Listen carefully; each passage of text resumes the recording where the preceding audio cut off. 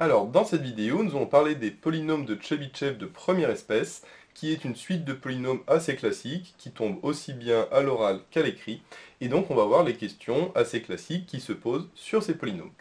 Alors déjà, cette suite de polynômes, elle est définie par t0 égale 1, donc le polynôme constant il est égal à 1, t1 égale x, puis pour tout n appartenant à grand N, tn plus 2 égale 2x tn plus 1 moins tn. Donc c'est une suite récurrente d'ordre 2. Et on nous demande tout d'abord de calculer le T2 et le T3. Alors pour calculer T2, on va remplacer n par 0.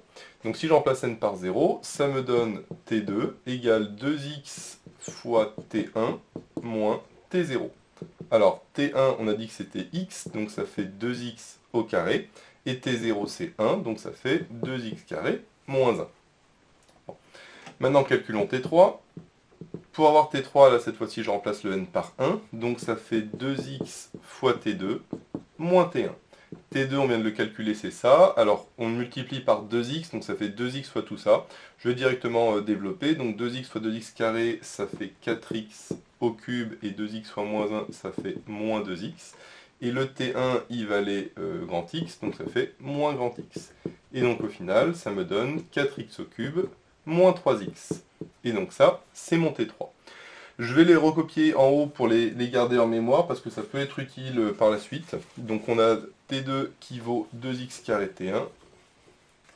Hop, je vais les écrire ici. Donc T2 c'est 2x carré moins 1. Et T3, vient de dire que c'était 4x au cube moins 3x. Ok. Ça, je les garde en mémoire parce qu'on va voir que ça peut être utile pour la suite. Alors ensuite, on nous demande le degré de Tn et son coefficient dominant. Alors pour ce faire, on va faire une récurrence, donc une récurrence d'ordre 2, puisqu'on va utiliser Tn plus 2. Mais attention, on va, dans notre hypothèse de récurrence, mettre les deux d'un coup. C'est-à-dire, on va mettre les deux hypothèses en même temps. Alors d'abord, justement, il faut regarder c'est quoi l'hypothèse en question. Alors déjà, sur le degré de Tn, on voit justement l'intérêt d'avoir regardé T2, T3, c'est que T3, il est de degré 3, T2 est de degré 2, T1 est de degré 1, T0 est de degré 0.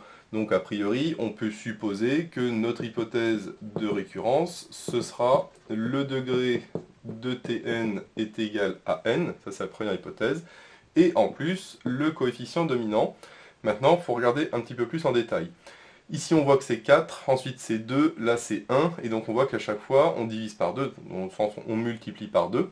Et alors, il y a lui qui est un petit peu spécial parce que lui, T0, il est à part. Donc lui, on ne va pas le prendre parce que ici, si on a 1, si on divise par 2, ça donne 1,5, mais là, ça ne marche pas. Et donc, du coup, comme à chaque fois on multiplie par 2, ça va être du style 2 puissance n. Sauf qu'attention, il faut toujours vérifier, est-ce que c'est vraiment 2 puissance n, ou 2 puissance n plus 1, ou 2 puissance n moins 1, n plus 2, etc. Alors, imaginons qu'on dise que le coefficient dominant, donc je vais l'appeler CD, pour coefficient dominant de Tn, soit égal à 2 puissance n. Alors pour T3, ça ferait 2 puissance 3, ça fait 8, et on voit que c'est pas bon parce que c'est 4. Pareil, pour T2, ça ferait 2 puissance 2, ça fait 4, on voit que c'est pas bon, c'est 2. Donc on va dire que c'est plutôt n-1, parce qu'on voit qu'il y a peut-être un de décalage. Et là, a priori, ça marche, parce que T3, ça fait 2 puissance 3 moins 1, 2 puissance 2, ça fait 4, donc là ça marche. Ensuite, pour T2, ça fait 2 puissance 1, ça fait 2. Là, ça marche aussi. Ah, bien sûr, c'est juste une hypothèse, mais a priori, ça marche. Donc, on va dire que le coefficient dominant de Tn est égal à 2 puissance n-1. Ça, c'est mon hypothèse de récurrence. Alors, attention, parce que ici, on vient de voir que ça ne marchait pas pour T0, donc c'est-à-dire que mon hypothèse de récurrence, je vais la faire à partir de n égale 1. Donc là, je suis sur n étoiles. Ma récurrence, je la fais sur n étoiles.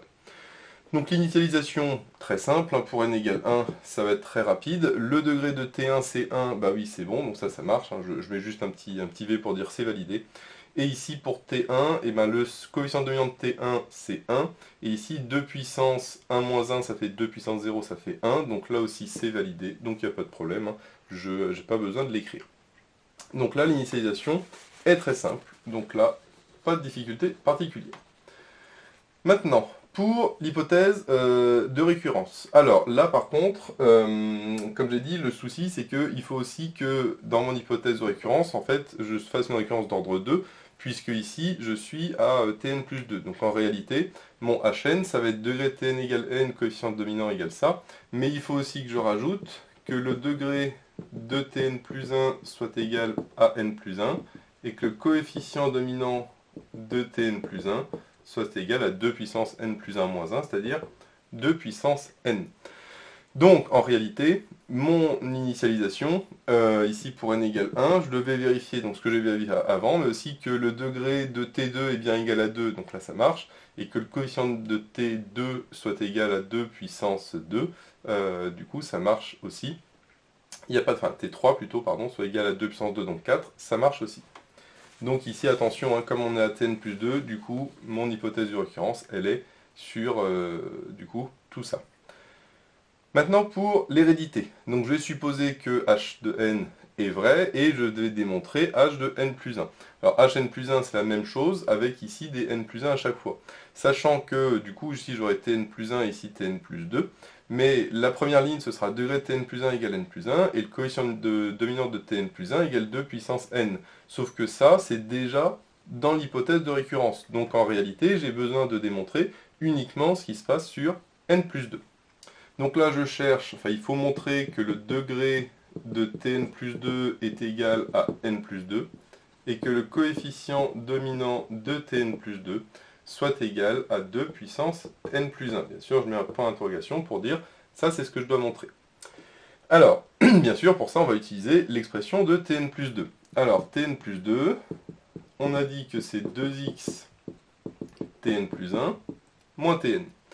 D'après l'hypothèse de récurrence, je sais que le degré ici est égal à n, donc ça c'est d'après l'hypothèse de récurrence, et le degré de Tn plus 1 c'est n plus 1, aussi d'après l'hypothèse de récurrence, mais quand je multiplie par x, du coup le degré de tout ça c'est n plus 2, parce que degré n plus 1 fois x ça fait n plus 2.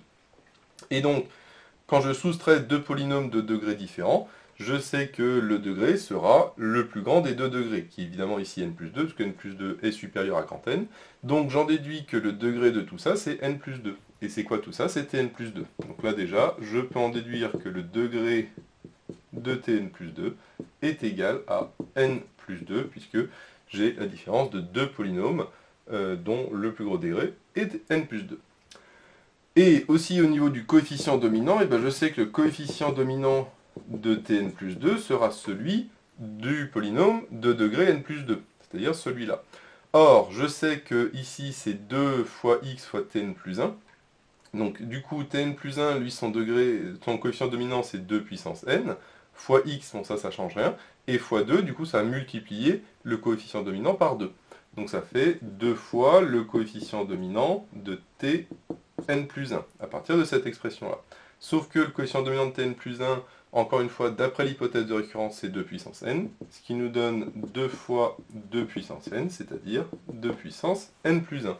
Bah là c'est parfait, parce que je viens de montrer que le coefficient dominant de Tn plus 2, c'est 2 puissance n plus 1, qui est exactement ce que je voulais montrer. Donc là c'est bon, j'ai bien ce que je voulais montrer ici, et bien je l'ai démontré là et là. Et donc ma récurrence est validée.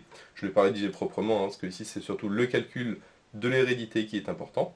Et donc, du coup, je peux en déduire que j'ai bien ça, hein, le degré de Tn qui est égal à n, et le coefficient dominant qui est 2 puissance n-1.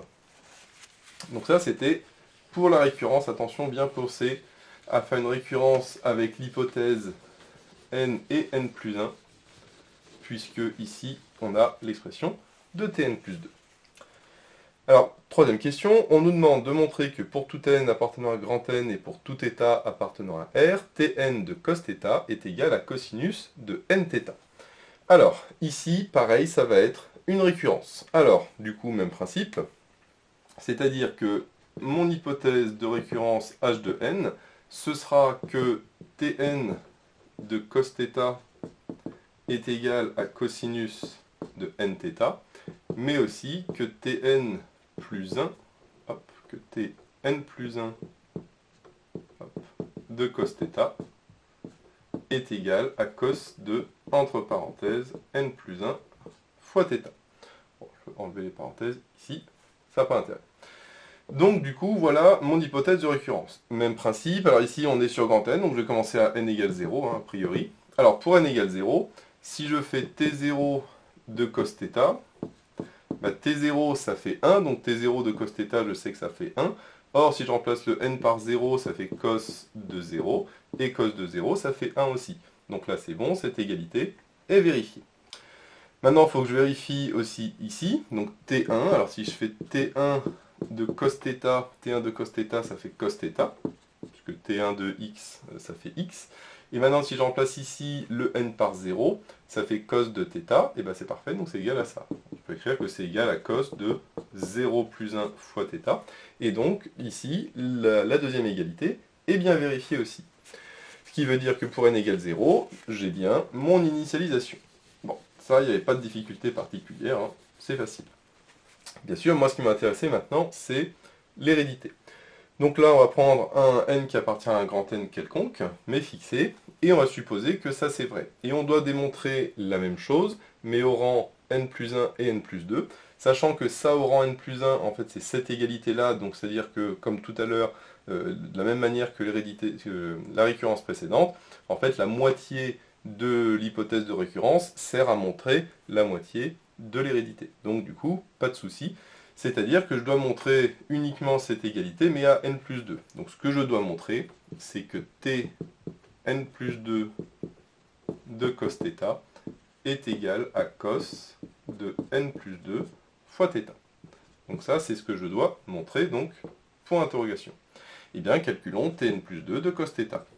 Tn plus 2 de cos θ. Alors là, je vais utiliser ça, bien évidemment. Donc là, ça va être... Alors attention, quand on dit de cos θ, parce qu'à chaque fois, ici, c'est 2x, hein, Tn de x, Tn plus 1 de x, Tn plus 2 de x. Donc ici, Tn plus 2 de cos θ, le x vaut cos θ, donc du coup, ici, j'ai cos θ. Donc, hop. Donc ça fait 2 cos θ fois Tn plus 1 de cos θ, moins Tn de cos θ. Ok. Alors, je vais écrire un petit peu plus à gauche pour avoir de la place, que là, il va falloir développer. Donc ça fait 2 cos de θ. Alors Tn plus 1 de cos θ, par définition, ça vaut cosinus de n plus 1 θ. Donc, cos de n plus 1 θ. Et Tn de cos θ, même principe, hein, par hypothèse de récurrence, ça vaut cos de n θ. Là, je mets HDR pour dire hypothèse de récurrence. Maintenant, ce que je vais faire, c'est que je vais développer ici le cos de n plus 1 θ, parce que n plus 1 θ, je peux dire que c'est nθ plus θ, je vais le faire tout de suite, nθ plus θ, et donc j'ai cosinus de a plus b. Cosinus de a plus b, je rappelle, c'est cos a cos b moins sin a sin b. Donc ça fait 2 cos θ, facteur 2. Donc on a dit cos a cos b, donc cos de nθ cos θ, moins sin a sin b, c'est-à-dire sinus de nθ sinus θ. Et le tout moins cos de nθ. Maintenant, je vais tout développer et en même temps je vais factoriser, je vais faire les deux étapes d'un coup, parce que ici c'est assez facile. Donc là je développe ça avec ça avec ça, et après ce que je vais faire c'est que ce terme-là va y avoir du cos nθ, je vais le factoriser avec lui. Donc je vais factoriser directement par cos nθ. Alors qu'est-ce que j'ai ici? Le cos nθ, il est facteur de 2 cos θ fois cos θ, c'est-à-dire 2 cos carré θ. Il a ici moins cos nθ, si je factorise par cos nθ, ça fait moins 1. Et ensuite j'ai l'autre partie, hein, c'est-à-dire le 2 cos θ fois tout ça, donc du coup ça va faire moins 2 cos θ sin nθ sin θ. Donc ça fait 2 cos θ sinus nθ sinus de θ. Et donc là je vais pouvoir un petit peu transformer ça, puisque 2 cos carré θ moins 1, ça je sais que c'est cosinus de 2θ. Formule de duplication, donc ça fait cos de nθ fois cosinus de 2θ, moins, alors là je reconnais 2 sin θ cos θ, et ça c'est pareil, formule de duplication, 2 sin θ cos θ, je sais que c'est sinus de 2θ. Donc j'ai moins sinus nθ fois sinus de 2θ, et là je reconnais quoi? Je reconnais cos A cos B moins sin A sin B, avec le A qui vaut nθ et le B qui vaut 2θ. Donc c'est la même formule que celle que j'ai utilisée ici mais dans l'autre sens. Et donc ça me donne cosinus de A plus B, c'est-à-dire cosinus de du coup nθ plus 2θ, c'est-à-dire n plus 2 fois θ. Et ça qu'est-ce que c'est? Eh bien c'est exactement ce que je voulais montrer. Donc là, j'ai bien démontré que Tn plus 2 de cos θ valait cos de n plus 2 θ, et donc du coup, ça fait, c'est du coup l'hypothèse de récurrence, enfin, du coup, ce que je voulais démontrer, c'est-à-dire l'hypothèse de récurrence au rang n plus 1, pour ça, et puis en fait, là, ça au rang n plus 1, c'était déjà dans l'hypothèse de récurrence, donc pas besoin de le redémontrer.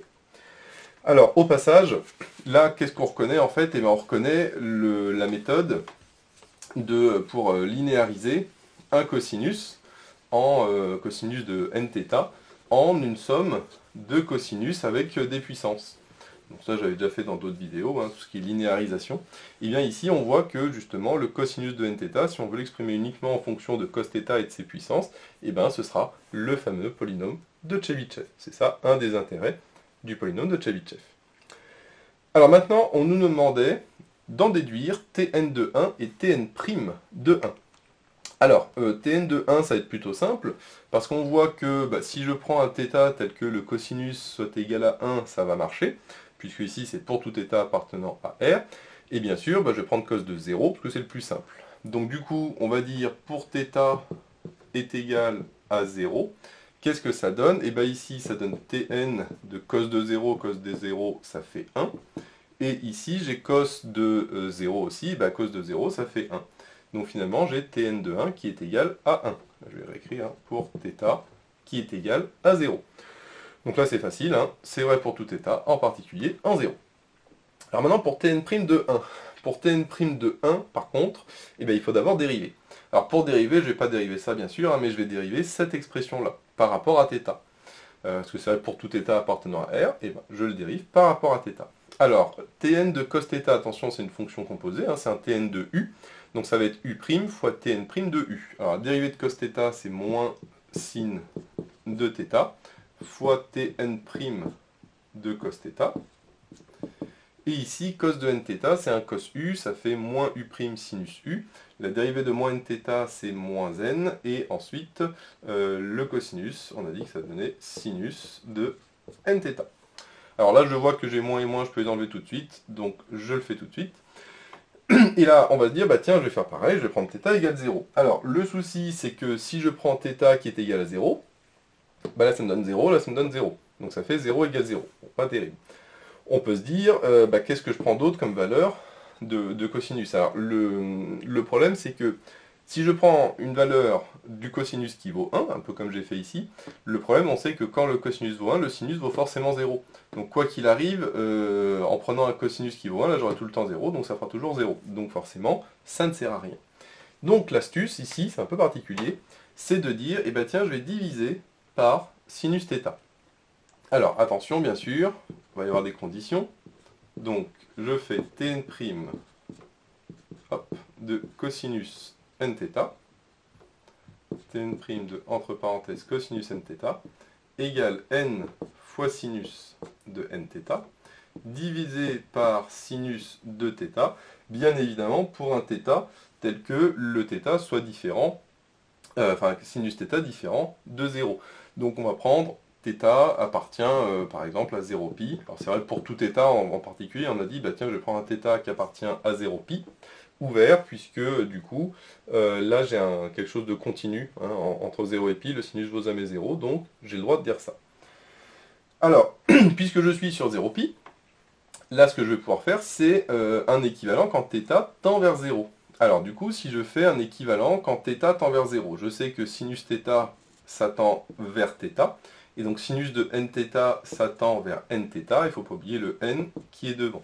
Donc là, j'ai utilisé le fait que sinus x est équivalent en 0 à x. Et donc ici, j'ai Tn' de cos de nθ. Voilà. Et sachant que en 0, bien sûr, là ça fait cos de 0, donc ça fait 1. Donc du coup, pour l'instant je vais laisser comme ça. Et là ici, je vois que les θ se simplifient, du coup ça fait n carré. Bon. Donc je vois que Tn' de cos nθ, quand θ tend vers 0, c'est équivalent à n carré. Mais il ne faut pas oublier que Tn est un polynôme. Donc si c'est un polynôme, l'équivalent, finalement, c'est comme une limite, et donc ça on peut mettre un égal, hein, éventuellement. Et donc, à ce moment-là, je peux dire, je vais le mettre ici, hein, ce sera plus simple, j'aurai plus de place. En fait, cet équivalent, je peux le transformer en égalité en disant que Tn', alors vu que c'est une égalité, bah là je peux faire comme si θ valait 0, cos de 0 ça fait 1, donc ça fait Tn' de 1. Et ici, l'équivalent, bah, je peux mettre 1 égal, dans le sens où Tn, je le rappelle, est un polynôme, donc Tn' est aussi un polynôme, donc il est continu, et donc s'il est équivalent en 0 à n carré, bah, il sera égal en 0 à n carré. Parce qu'il est continu à gauche et à droite. Donc voilà un petit peu ce qu'on pouvait dire pour Tn de 1 et Tn' de 1. Alors, maintenant, la question la plus délicate, c'est la dernière. On nous demandait pour n appartenant à une étoile les racines de Tn. Pourquoi n étoile? Parce qu'on voit clairement que pour n égale 0, T0 ça vaut 1, c'est-à-dire un polynôme constant qui ne vaudra jamais 0, donc forcément il n'y a pas de racine. Bon. Alors, ici l'idée c'est que on va prendre du coup un x, donc je vais mettre soit x, du coup appartenant à moins 1, une racine de Tn. Donc une racine de Tn. Et donc je cherche finalement les valeurs de x. Donc ça veut dire que Tn de x est égal à 0. C'est la définition d'une racine d'un polynôme. Bon. Mais comme le x appartient à moins 1, je sais qu'il existe un θ qui appartient à l'intervalle 0π, tel que x soit égal à arccos de θ. Alors pourquoi? Parce que ça, je sais que, c'est plutôt l'inverse d'ailleurs, c'est plutôt θ qui est égal à arccos de x. Parce que, je rappelle, qu'il y a une bijection entre du coup, le cosinus et sur 0π, entre moins 1 et 1, pardon. Donc là, parce qu'on est sur cet intervalle-là. Okay. Donc là, j'ai le x qui varie entre moins 1 et 1, donc j'ai le x qui est là-dessus. Et j'ai le θ qui lui varie de 0 à pi, donc le θ il est n'importe où.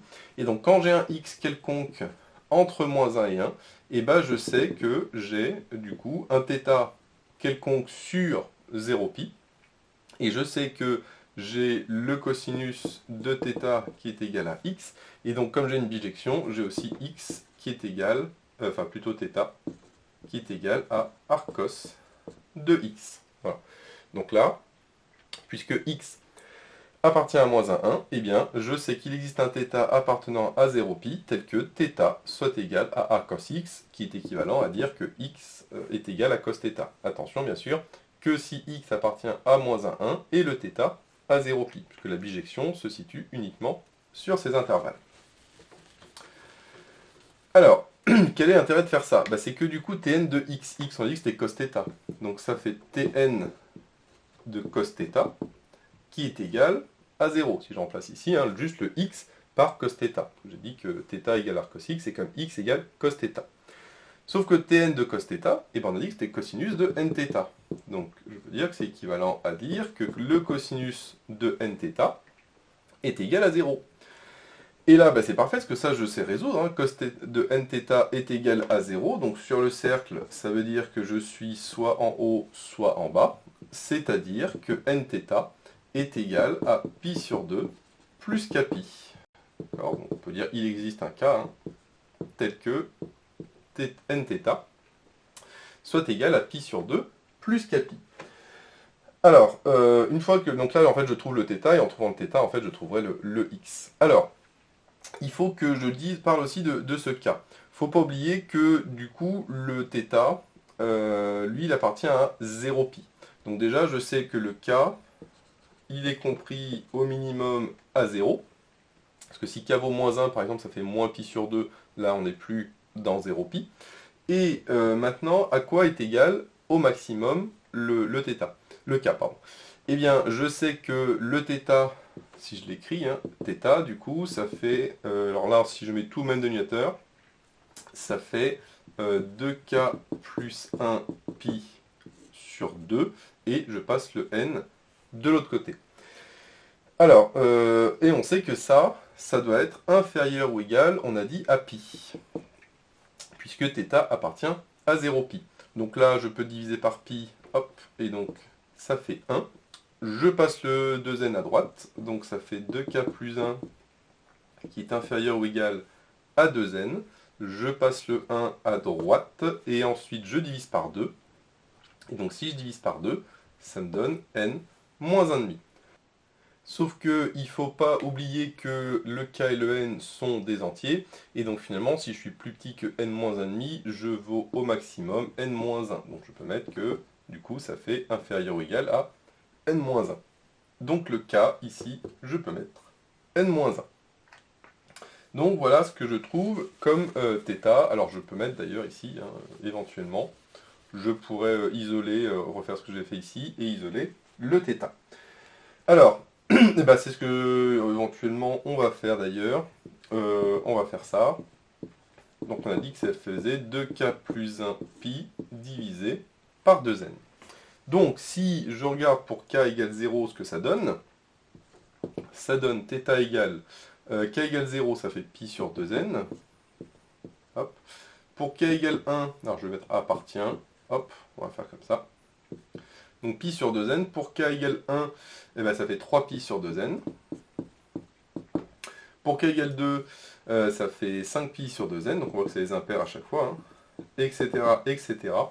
Et si on prend k égale n-1, alors ça fait 2 fois n-1, ça fait 2n-2, plus 1, ça fait 2n-1, et donc ça fait 2n-1 sur 2n fois pi. Et on voit que c'est bien plus petit que pi, hein, puisque 2n-1 est plus petit que 2n. Ce qui veut dire que vaut mon x au final? On a dit que le x il valait cos θ.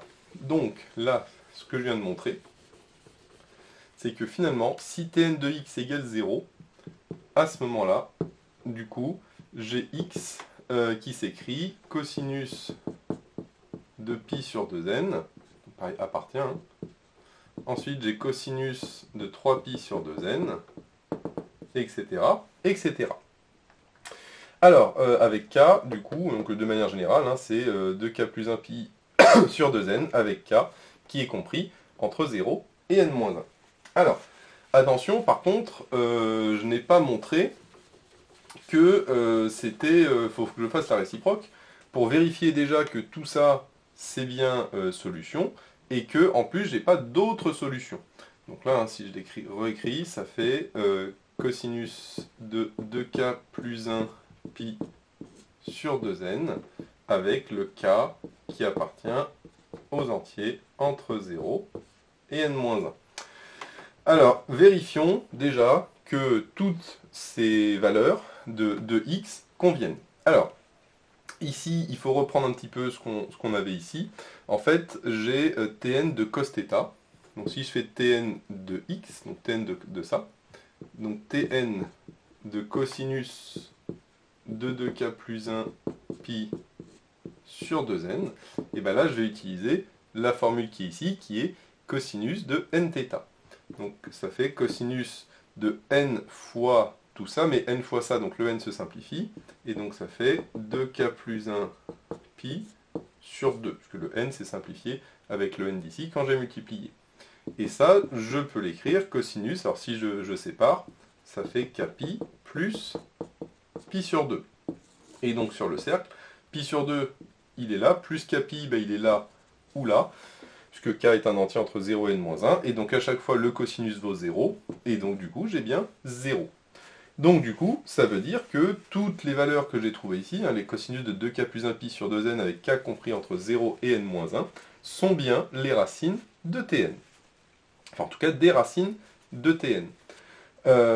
Sachant que, du coup, la petite subtilité, c'est de se dire, est-ce qu'il n'y en a pas d'autres? Eh bien, il faut regarder justement combien j'en ai trouvé. Comme k est compris entre 0 et n-1, entre 0 et n-1, je sais que j'ai n valeurs. Donc là, ici, j'ai trouvé n racines du polynôme Tn. C'est n racines qui sont celles-là. Bien sûr, pourquoi? Parce que faut bien vérifier aussi que toutes ces racines sont 2 à 2 distinctes. Parce que si j'ai, par exemple, pour k égale 2 et k égale, je sais pas, n-4, c'est la même chose, forcément, c'est pas pareil. Sauf que ici, justement, si on fait le petit cercle, hop, on va faire un petit peu mieux, tac, justement, où est ce 2k plus 1 pi sur 2n? Et bien on a vu que c'était pi sur 2n, 3 pi sur 2n, etc., etc., jusqu'à celui-là qui vaut 2n moins 1 pi sur 2n, qui est juste avant pi, puisqu'on voit qu'on peut l'écrire un pi moins pi sur 2n, qui est finalement la même chose qu'ici, mais en face, hein, c'est celui qui est symétrique par rapport à l'axe des ordonnées. Et donc on voit qu'ils sont tous situés sur le demi-cercle supérieur, et qui sont tous espacés de pi, enfin pi sur 2n, de pi sur n plutôt, et donc forcément, ils sont tous différents. Donc là, je peux mettre même que j'ai n racines distinctes de Tn. Voilà, hop. Donc là, j'ai n racines distinctes de Tn. Mais il ne faut pas oublier que le degré de Tn est égal à n, ça, on l'avait montré dans la question 2. Et on sait qu'un polynôme de degré n, il a au plus n racines distinctes, et donc forcément, qu'est-ce que ça veut dire? Qu'est-ce qu'il demandait ici dans la conclusion? Eh bien que, du coup, le polynôme Tn n'a pas d'autre racine que celle-là. C'est-à-dire que l'ensemble des cosinus de k plus 1 pi sur 2n avec k qui est compris entre 0 et n-1, donc cet ensemble-là, sont les racines de Tn. Les racines de Tn. Et donc, attention, ici j'étais sur moins 1, 1. Mais sauf que, du coup, puisque j'ai trouvé que Tn avait n racines sur moins 1, 1 et qu'il n'en a pas d'autres, ça veut dire que toutes les racines du polynôme Tn sont comprises entre moins 1 et 1. Donc c'est tout ça qu'on peut dire dans la conclusion, c'est que déjà, cette expression-là, eh bien, c'est les n racines du polynôme Tn, et il n'en a pas d'autres, n racines distinctes, et en plus, on peut dire que ce sont toutes les racines du polynôme Tn, c'est-à-dire qu'il n'y a pas de racines en dehors de l'intervalle moins 1, 1. Bien sûr, attention, ça c'est pour n appartenant à une étoile, parce qu'on voit que si n égale 0, il y a un souci. En même temps, pour t0, eh bien c'est 1, donc ce polynôme n'a pas de racine. Donc voilà un petit peu tout ce qu'on peut dire sur les polynômes de Chebyshev. Hein, tout ça, c'est les questions très classiques qui peuvent tomber à l'oral comme à l'écrit. Et donc, si tu as aimé cette vidéo, n'hésite pas à liker et à t'abonner. Et moi, je te dis à bientôt pour de nouvelles vidéos.